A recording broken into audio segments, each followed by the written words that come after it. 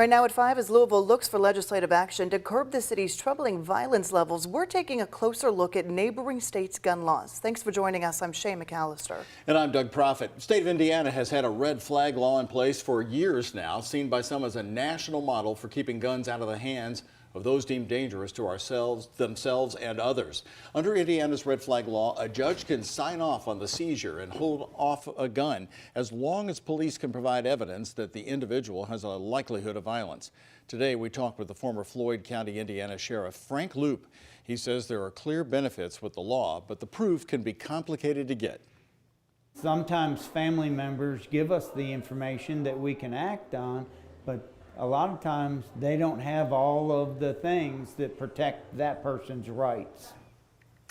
Many have called for Kentucky lawmakers to consider passing a similar law. Republican Representative Jason Nemus of Louisville told us yesterday it's not out of the question as long as it has the right protections. If he has the opportunity to defend himself before his constitutional rights are taken away, I think that's something we can have a serious conversation about, and we are having that conversation. In Indiana, if a judge signs off on the warrant, police can hold onto the weapon as the case is looked into. If the courts eventually agree with the prosecutor's argument, the gun owner's name would be submitted to the FBI's background check database. That's to prevent them from buying a gun in the future.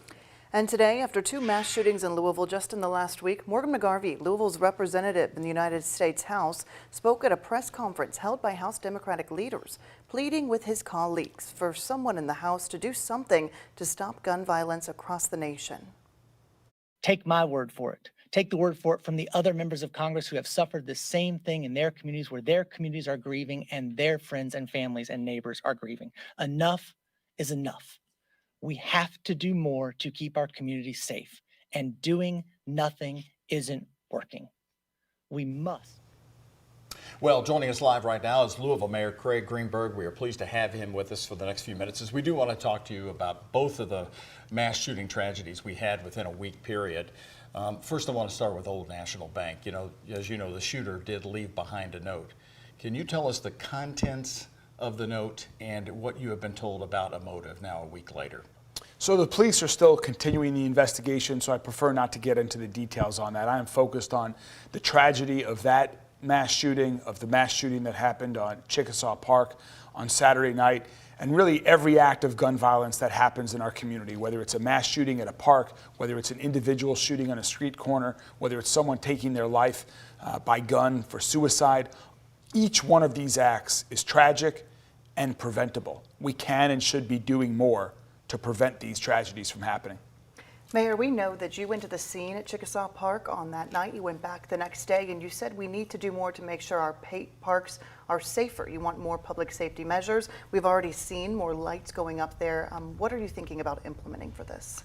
Well, we are focused on a whole comprehensive approach to making Louisville a safer city. Some of that, of course, is investing resources in our police department and LMPD, but also things of investing in communities, like investing in new lights at Chickasaw Park, some other parks, investing in more cameras around our city, investing in more license plate readers. We think all of these help create a safer environment, help police do their job, help deter crime from happening.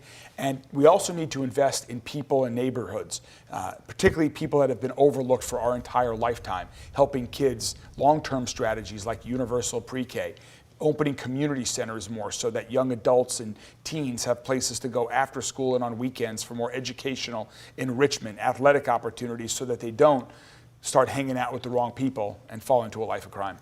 We're all still trying to grapple with what happened, especially also at Old National Bank. Are you committed to having the police department give the public a report to the public, so to speak, a full timeline of an investigation and what they've learned about a motive, if they do discover a motive, to be very transparent and clear with us as to what happened that day? Absolutely. I think transparency is important in all of these matters, whether it's an incredibly high-profile event like happened at Old National or Chickasaw Park, but also for others as well. That's why we released the body cam footage from Officers Wilt and Galloway so quickly, and we released the 911 tapes so rapidly. I think that's very important, and so we will continue to do that as the investigation unfolds.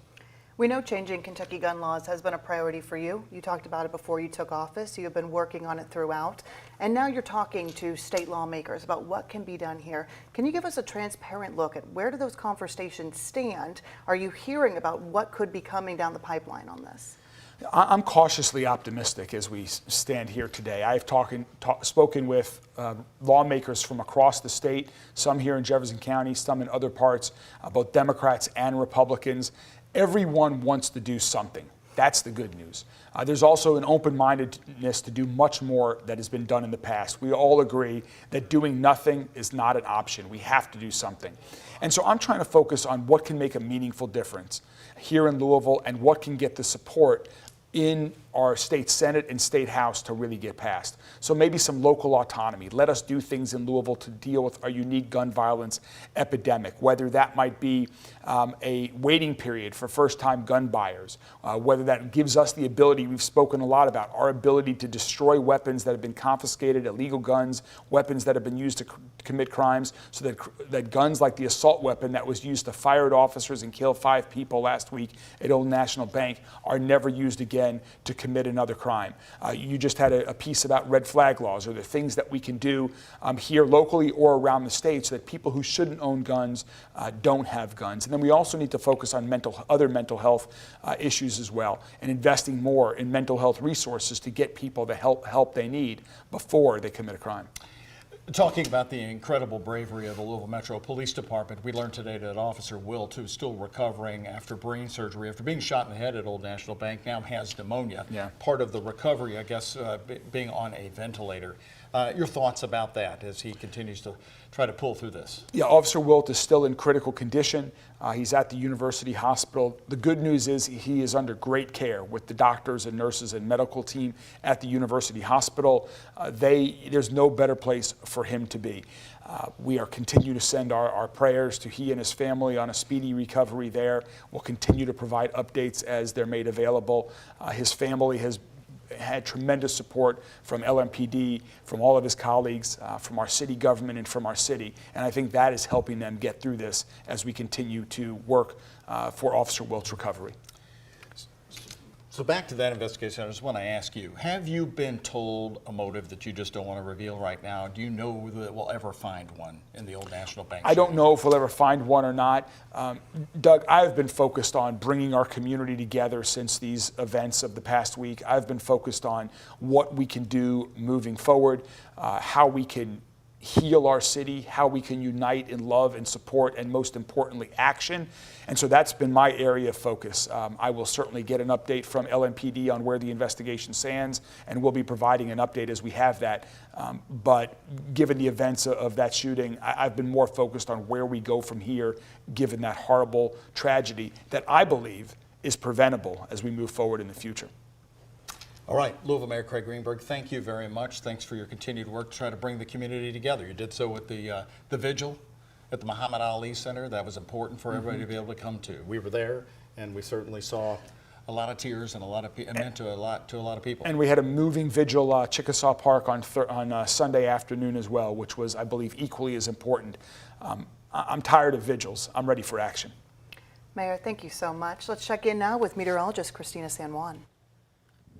All right, thank you so much, Shay. It's been an absolutely perfect day for us. If you haven't been outside yet today, I highly recommend it. The next couple of hours still going to be picture perfect outside, and not just for us, but really across most of the Ohio Valley this evening. We just have a couple of very light rain showers off to our west in Missouri, but aside from that, everybody's dealing with these clear skies across this neck of the woods. Now, as we look at our temperatures all across the metro, we're all hanging out just right around 70 degrees, 73 near Linden Lane, 73 downtown Louisville. The wider picture here showing you some 60s in southern Indiana, 64. That's about the coolest spot that you'll find in all of Kentuckiana. We're at 66 right now in Carrollton, and it's warmer even farther down to the south. You're sitting sunny and 75. Does it get much better than that? I don't think so. 75 in Litchfield, stretching over to Campbellsville, Munfordville, also checking in the middle 70s under sunny skies. Now, we are going to be off to a mild start tomorrow morning, and that's going to allow our temperatures to really take off as we head into the afternoon once we add in that southwesterly breeze that we're going to be seeing. So both Wednesday and into Thursday, we're going to enjoy temperatures in the middle 80s. It's not going to be absolutely perfect, though, because we are going to be factoring in quite a bit of wind, and also that's going to elevate our fire danger. So make sure we are staying away from any activities that could spark a fire in the next couple of days, because wind like this, if a fire does get going, it could get out of control rather quickly. Heading into Thursday morning, that's whenever we'll start to feel that wind picking up over 30 miles per hour. The windiest part of the day likely to be the latter half of our Thursday. This is Thursday at 4 o'clock, where most of us are going to be dealing with wind gusts over 30 miles per hour. So all of that wind is just ahead of a cold front that's going to be bringing some showers and storms to our forecast, maybe affecting thunder over Louisville on Saturday. I'll have those details in just a couple of minutes. Doug, Shay. All right, Christina, thank you very much. Our team has been focused on learning more about the victims, both from the Old National Bank shooting and the shooting at Chickasaw Park over the weekend. LMPD says 4 people were hurt in that shooting. 2 people were killed. One of the victims was 28-year-old Diaji Goodman and the other 17-year-old David Huff. Alexis Jones talked with a local council member who was one of Huff's teachers.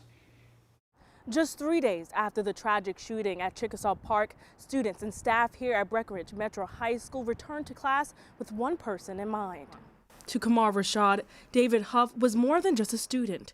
He was a mentee. He was funny, he was energetic, he was really smart. Just a real pleasure to be around. The two met in the halls of Breckenridge Metro and later grew a tight bond when Huff joined Rashad's mentoring group, Men of Quality. Though Huff left in January, Rashad says it's tough knowing he'll never see him again. He says Huff's death is hitting everyone hard at the school, including his girlfriend, who's expecting a baby. Rashad adds he'll continue to honor Huff by supporting his family and better legislation so no other teen's future is cut short. In Louisville, Alexis Jones, WHAS11 on your side.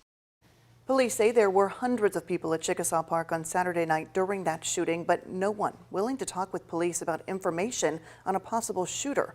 If you'd like to leave an anonymous tip or share photos or videos, you can do so, uploading it anonymously through the department's online portal. You can also call 574-LMPD. We have a sad update about 2 missing IU students. Their bodies have been recovered from Lake Monroe this morning. The 2 students were on a pontoon boat with friends on Saturday when the group anchored the boat to swim. They did not resurface when they went underwater, and not everybody was wearing life jackets, according to officials. Due to windy and rough conditions on the lake, the recovery took 2 days.